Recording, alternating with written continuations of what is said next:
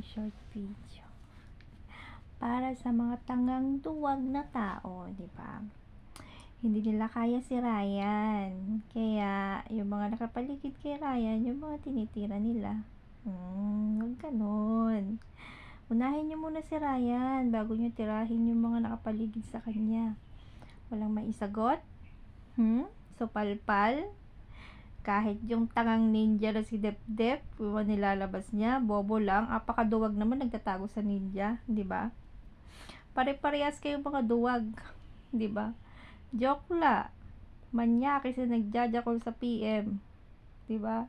Manyakis na nagjajakol in private.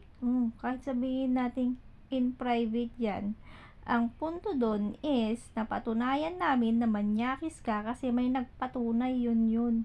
Kahit sabihin natin, oo, in private siya nagmamanyak, manyakis ka pa rin. At ito naman, asong ulol niyang si Ems Tanga, na sunod-sunuran din dito sa joke lang tong manyakis na to. Ipagtanggol ba naman? Oo, sige, pagtanggol mo kasi dadalaw lang din naman kayo. Tapos, dumagdag pa tong tangang ninja, di ba? Na duwag. Nagtatago sa ninja, daldal ng daldal. Sino man nanonood sa yung putang ina mo? Wala naman. Gagawa ka na nga lang ng ikasisira ng ibang tao. Peke pa, AI, o diba? Ang tanga mo lang, hayop ka. So, yun lang. So, bago nyo naman siraan yung mga nakapaligid kay Sendo Ryan, patunayan nyo muna yung mga sinalpak sa yung pagmumukha nyo ni Sendo Ryan. Diba? Yung sinasabi nyo, palamunin siya. Wow. May palamunin ba nagre-regalo sa mga kasamahan niya dyan?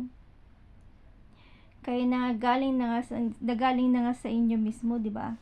Nagbibigay ng flower, nagbibigay ng laptop, o saan niya kukunin yun kung palamunin siya, mga hindot, di ba? Gagawa na nga lang kayo na ikasisira ng tao, peke pa, di ba? O kayo mga peke, tuwang-tuwa naman tong si Ems Tanga sa si Jokla sa mga nilalabas ng ninjang tanga. Diyos ko, pare-parehas kayong bobo. Di ba? Mga hindot.